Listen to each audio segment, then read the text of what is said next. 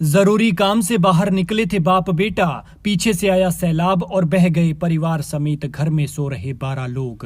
किस्मत देखिए, उन दोनों को बचना था इसलिए काम आ गया और बाकी परिवार की किस्मत में आफत लिखी थी जो उन पर बरप गई। फिर ऐसी तबाही आई कि न घर का नामो निशान बचा, न परिवार का कुछ पता चला। तबाही को हुए आज चौथा दिन बीत रहा है, लेकिन किसी का कुछ पता नहीं चल पाया है। शिमला के रामपुर में बरपी तबाही को 4 दिन हो गए हैं, लेकिन लापता हुए 36 लोगों का अभी तक कोई सुराग नहीं लग पाया है। जो बहे हैं उनकी और जो बचे हैं उनके परिवारों को लेकर नित नई ऐसी बातें सामने आ रही हैं कि जानकर रोंगटे खड़े हो रहे हैं।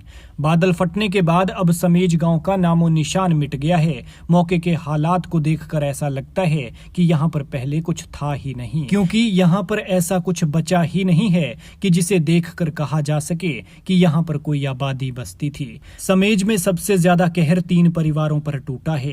गोपाल की पत्नी और बेटी के अलावा उनके घर में रहने वाले कुल 12 लोग सैलाब में बह गए हैं। ना घर का नामो निशान बचा है और ना ही घर में रहने वाले उन 12 लोगों का कुछ पता है। दरअसल तबाही की रात गोपाल और उनके बेटे को कोई जरूरी काम आ गया जिसके लिए वो झाकड़ी गए हुए थे और इसी कारण वो बच गए। उनके घर में पावर प्रोजेक्ट के 7 कर्मचारी भी रहते थे, लेकिन किसी का कुछ पता नहीं चल पाया है। गोपाल की 37 साल की पत्नी शिक्षा और 15 साल की बेटी जिया का चौथे दिन भी कुछ पता नहीं चल पाया है। इसी तरह जयसिंह का पूरा परिवार खत्म हो गया है। जयसिंह की सास अब परिवार की तलाश में बेहाल हैं। बूढ़ी आंखें अपनी बेटी और आगे उसके 2 बच्चों को तलाश रही हैं। मां की आंखों से आंसू थम नहीं रहे हैं।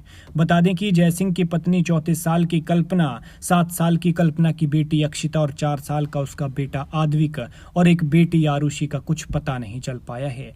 वहां स्थानीय निवासी जगदीश नेगी बताते हैं कि उनकी चाची भी लापता हैं। सबसे ऊपर उनकी चाची कृष्णा का ही मकान था और वो भी सैलाब में बह गई हैं। जगदीश ने बताया कि केवल 2 ही लोग रात को भाग पाए और फिर पूरी रात वो पहाड़ी पर बैठे रहे। इस वजह से उनकी जान बची है।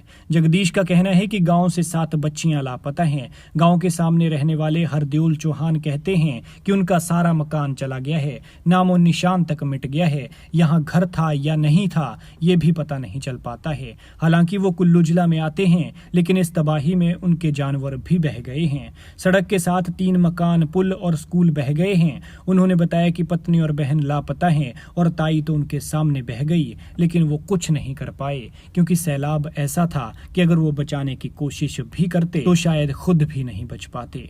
खैर, इन लोगों के लिए प्रार्थना कीजिए, क्या पता कोई चमत्कार हो ही जाए और सांसें लेकर कोई मलबे से जिंदा निकल आए। भगवान समेज गांव को दुख सहने की शक्ति दे, क्योंकि आंखों में आंसू के अलावा समेज गांव के लोगों के पास अब कुछ बचा नहीं है।